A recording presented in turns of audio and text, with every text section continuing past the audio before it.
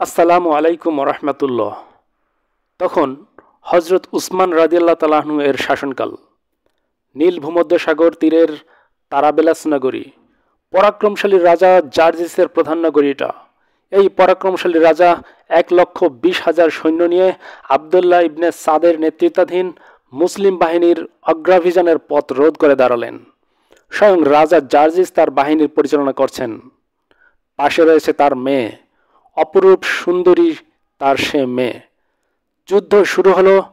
জার্জিস মনে করেছিলেন তার দুর্ধর্ষ বাহিনী এবার মুসলিম বাহিনীকে উচিত শিক্ষা দিবে, কিন্তু তা হলো না। মুসলিম বাহিনীর পাল্টা আঘাতে জার্জিস বাহিনীর বুর্জ ভেঙে পড়ল। উপায়ন্তর না দেখে তিনি সেনা ও সেনানীদের উৎসাহিত করার জন্য ঘোষণা করলেন, যে বীরপুরুষ মুসলিম সেনাপতি আবদুল্লাহর ছিন্ন শির এনে দিতে পারবে, আমার কুমারী কন্যাকে তার হাতে সমর্পণ করব। জার্জিসের এই ঘোষণা তার সেনাবাহিনীর মধ্যে উৎসাহের এক তড়িৎ প্রবাহ সৃষ্টি করল। তাদের আক্রমণ ও সমাবেশের নতুন উদ্যোগ ও নতুন প্রাণাবেগ পরিলক্ষিত হলো। জার্জিসের সুন্দরী কন্যা লাভের উদগ্র কামনায় তারা যেন মরিয়া হয়ে উঠল। তাদের উন্মাদ আক্রমণে মুসলিম রক্ষা বুর্জ ফাটল দেখা দিল। মহানবীর শ্রেষ্ঠ সাহাবাদের একজন হযরত জুবাইর রাদিয়াল্লাহু তাআলা আনহু সে যুদ্ধে শরীক ছিলেন।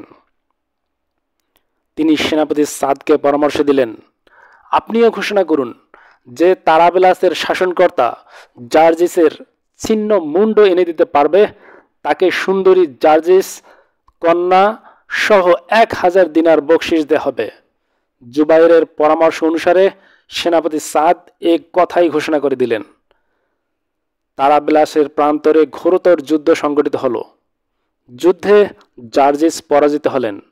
তার কর্তৃক শিরসহ জার্জিস কন্যাকে বন্দী করে মুসলিম শিবিরে নিয়ে আসা হলো।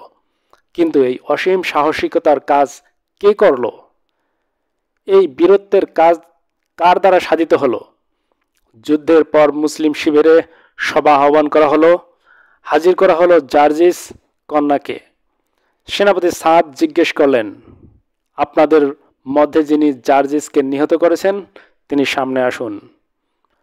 আমার ঘোষণার উপহার তার হাতে তুলে দিচ্ছি। কিন্তু গোটা মুসলিম বাহিনী নীরব, নিস্তব্ধ। কেউ এগিয়ে আসছে না, কেউ কথা বলল না, কেউ দাবি নিয়ে এগোলো না। সেনাপতি সাদ বারবার আহ্বান জানিয়েও ব্যর্থ হলেন। এই অভূতপূর্ব ব্যাপার দেখে বিস্ময়ে হতবাক হলেন জার্জিস কন্যা।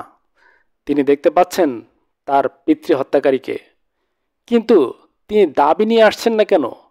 টাকার লোভ, সুন্দরী কুমারীর মোহ উপেক্ষা কেন করছেন তিনি?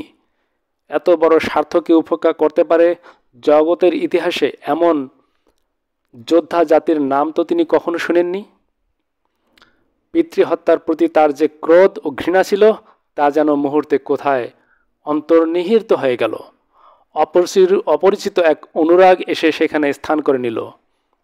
অবশেষে সেনাবাহিনীর আদেশে জার্জিস কন্যাই জুবাইরকে দেখিয়ে দিলেন। বললেন, ইনি আমার পিতৃহত্যাকারী, ইনি আপনার জিজ্ঞাসিত মহান বীরপুরুষ।